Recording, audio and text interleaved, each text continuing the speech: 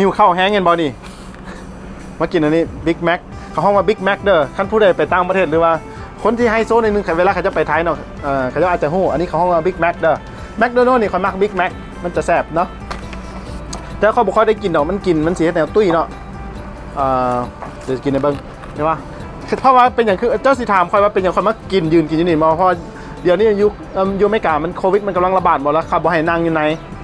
เขาต้องมานั่งมันต้องมากินอยู่นอกกินในเบิ้งเด้อ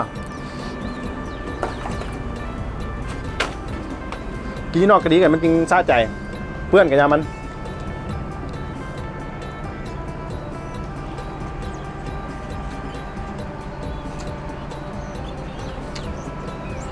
ว่ากินแฮมเบอร์เกอร์ต้องกินไปนี่ด้วย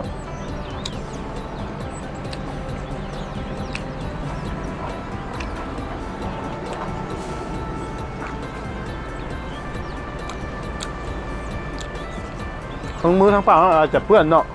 แต่นั่นเป็นวิธีที่กินแฮมเบอร์เกอร์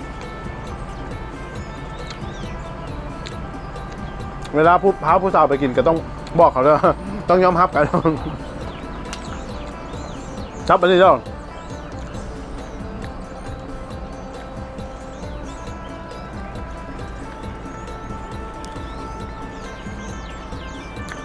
ชอบคนบอกนะเบิ้งรถแม่รถข้าเจ้าอ่ะน้องรถข้าเจ้าล็อกคิวสั่งคนบอก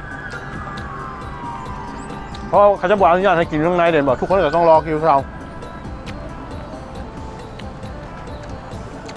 มื้อนี้อากาศดีเลยเห็นปะบนหนาวมื้อนี้เนาะ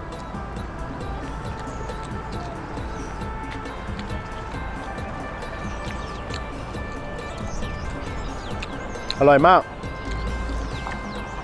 แมคโดนัลด์นี่มันเป็นอาหารอเมริกาเนาะคือถึงกับเวลาเขาเดินทางไปต่างแกว่งหรืออย่างที่บอกแล้วเขาไปแวะกินเฟอร์กินอย่างนั้นนะแมคโดนัลด์คือกันเป็นห้างที่แบบว่านักเดินทางเขาจะกินเขาหิวข้าวอย่างกับกินเนาะหรือว่ามาแวะเข้าห้องนอกห้องน้ำสินะ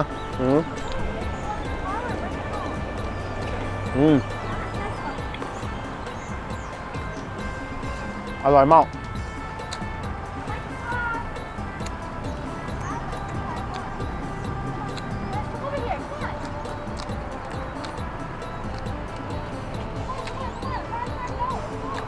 มันอาจจะบ่แซ่บกินข้าวเหนียวปิ้งไก่คือบ้านเขาเนาะแต่ว่ากว่าก็โอเคเหมือนอยู่ท้องอยู่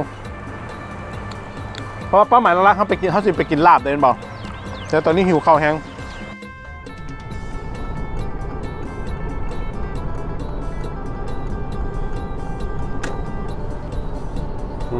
ตอนนี้กำลังหิวข้าวแห้ง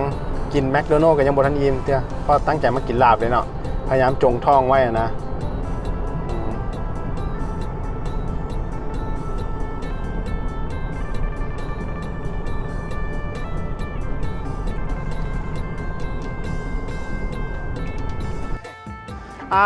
ตอนนี้เขาบ่ฮอดทันลาบจักเทื่อเนาะแต่ว่านะพอดีเขาขี่รถมาแล้วพอดีเขาเห็นมองเขาเจ้าขายนะอย่างเพราะว่าช่วงนี้มันเป็นช่วงโควิดมันบอกแล้วเขาเจ้าเขาเจ้าบอกให้นั่งกินอยู่ในห้างอาหารบอกแล้วพวกนี้เขาเจ้าเอารถมาให้บอกแบบรถเป็นเขาห้องว่ารถอาหารนะอยู่บ้านเขาน่าจะบอกท่านมีเบิ่งเลยมาเบิ่งไหมอันนี้เขาห้องรถขายอาหารเด้อเห็นบ่มันสิมีจักรอันนี้มันสิมีจักรอันนี้เห็นบ่แล้วก็สิมีเตาแก๊สมีอย่างทุกอย่างเลยเข้าใจบ่และสามารถอยู่ในให้มันสิมีเฮือนครัวมีอย่างบ่ล่ะสามารถขายอาหารได้ขายข้าวต้มขายขนมอย่างสินะเห็นบ่มีหลายคันเห็นบ่ไม่เบิ่งเห็นบ่ให้เบิ่งไม่ตู้ได้ไหมเห็นบ่งามได้รถข้าเจ้าเฮ็ดน่ะแต่ว่าอยู่นี่เนี่ยจ่ายเป็นบัตรเครดิตการ์ดบ่ได้เลยต้องจ่ายเป็นเงินสดอย่างเดียวเด้อจ่ายเป็นเงินสดอย่างเดียวเพราะว่ามันมันเคลื่อนที่เด้อันนี้ก็เป็นอาชีพหนึ่งนะอยู่เมืองลาวน่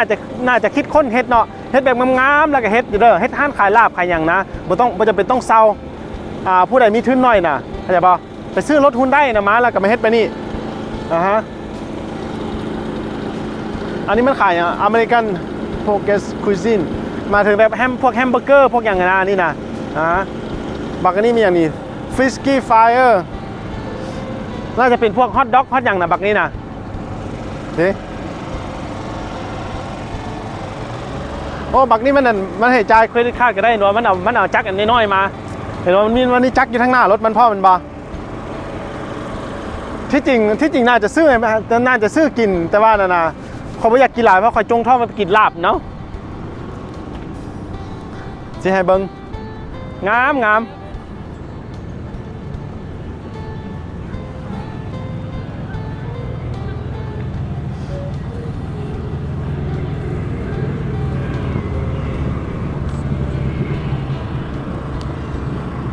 อันนี้นะรถตัวนี้มันรถขายเบียร์ด้วยนี่เด้อเห็นว่าเขาเจ้าขายเบียร์ด้วยนี่เด้ออันนี้น่าจะเป็นบริษัทที่เขาเจ้าผลิตเบียร์นะผลิตเบียร์น้อยๆนะแล้วเขาจะมาโฆษณาขายเบียร์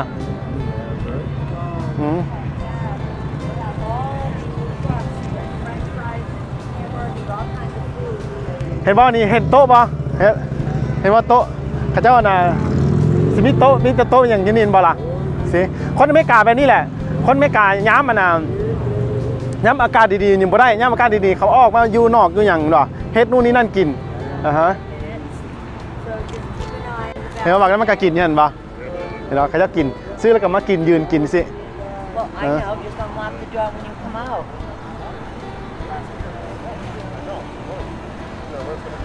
เมื่อหน้าอันน่ะผู้ใดนั่นเด้อ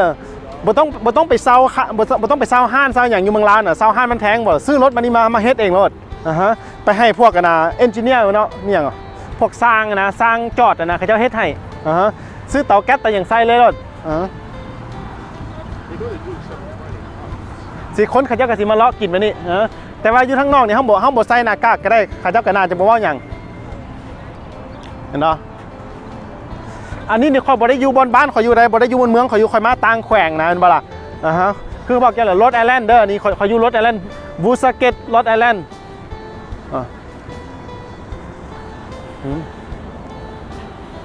อากาศดีมื้อนี้นะเห็นป่ะนี่ไปทางนี้นอนเดินไปทางนี้โอเคสิเบิ้งอันนี้ก็จะเป็นเมืองแบบมันเป็นแบบหมู่บ้านน้อยๆนะเวลาพวกอันน่ะคือสมมติเขาขี่รถไปทั้งไปใต้เลยกระยาไปเหนือกระยานบ่ล่ะแล้วเขาเห็นนะบุญงานอย่างในข้างทางนะเขาเห็นบุญนั้นเขาเห็นนี่แหละแล้วเขาก็เลยมาแวะถ่ายให้ทุกคนเบิ้งเนาะเห็นว่าบ้านเมืองนี่อันนี้มันเป็นยูแคมป์ทางที่ค่อยเดินทางนะเห็นป่ะมันเป็นบ้านน้อยๆเมืองน้อยๆเด้อสิคืออยู่บ้านเขากับเวลาเขาขี่รถไปทั้งใต้ทั้งเหนือบ่เวลาเขาจอดบอกคนเขาจะสิมาขายปิ้งเป็ดปิ้งไก่บ่แต่ว่าอยู่พี่มันมุ้ยขายแบบนั้นมันสิมีลักษณะแบบนี้แหละสิ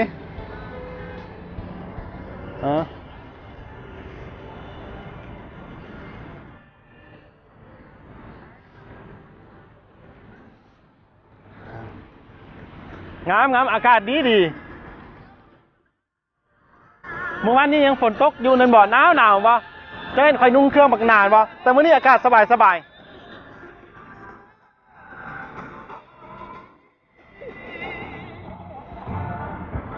โอเคนะเห็นบ่อันนี้เขาเจ้ากับที่มีการนะเขาเจ้ากับที่มีการโฆษณาอยู่นี่เห็นบ่ว่าโอเคให้เอาอย่างก็ให้เอาอาหารอย่างมาขายอยู่ทั้งนอกเดินบ่เริ่มแต่วันที่12หาวันที่4เห็นบ่ข้าเจ้ารณรงค์ให้ขายอาหารอยู่ทั้งนอกกันนะเพราะว่ากินแล้วมันสิคนจึงบ่ติดโควิดเนาะอันนี้พวกข่อยม้านี่มันถึกช่วงแบบแรงๆได้แล้วคันม้าตอนสวยๆตอนเขากินข้าวสวยนะมันให้คนจีหลายเนาะจีรถอันนี้วะสิเด็กน้อยก็ที่ไปสั่งกระล่มกระแลมอย่างรถกระล่มกระแลมอย่างกันปะ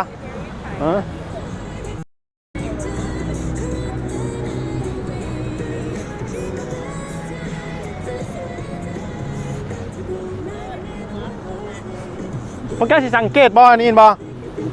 สังเกตป้ายเห็นบ่ข้าเจ้าบ่ให้ยืนใกล้กันเด้อบ่ให้มันยืนใกล้กันฮอดนะ6 ฟีตบ่ฮู้ได้ประมาณเมตรนึงที่บ่เมตรนึง2 เมตรเด้อจื้อไว้เด้อผู้ใดนะผู้ใดไปต่างประเทศหรือว่าอยู่บ้านเฮาคือกันเนาะถึงเฮาบ่ฮู้ก็แต่ว่าอันน่ะค่อยบอกกันแล้วนะเจ้าฮู้เลยจะกับปฏิบัติเด้อพยายามอย่าอยู่ใกล้คนเด้ออย่าประมาทเด้อ ชีวิตเขาสำคัญเนาะเขาเจ็บเขาเป็นมาแล้วก็เสียเงินเสียคำเป็นบ่ล่ะบางคนเขาก็ไม่ได้มีเงินหลายนี่เป็นบ่ล่ะเป็นอย่างต้องเอาชีวิตเขาไปเสี่ยงเป็นบ่ล่ะนะฮะช่วงนี้อย่าพยายามเข้าไปอยู่นะนำบอลคนหลายๆเด้อโอเคไปเขาจะไปห้าลาบต่อคันมักแล้วอย่าลืมกดไลค์กดแชร์เด้อตัวนี้ก็อาจจะเป็นอีกคลิปวิดีโอหนึ่งเด้ออย่าลืมกด Subscribe น้ำ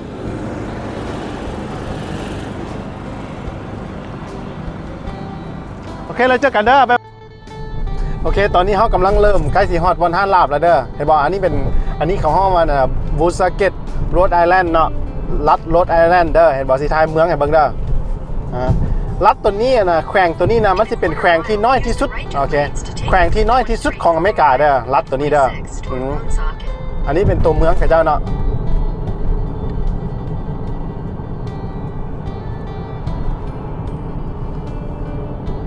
งามบ่พวกเจ้าUse the right two lanes to take exit 23.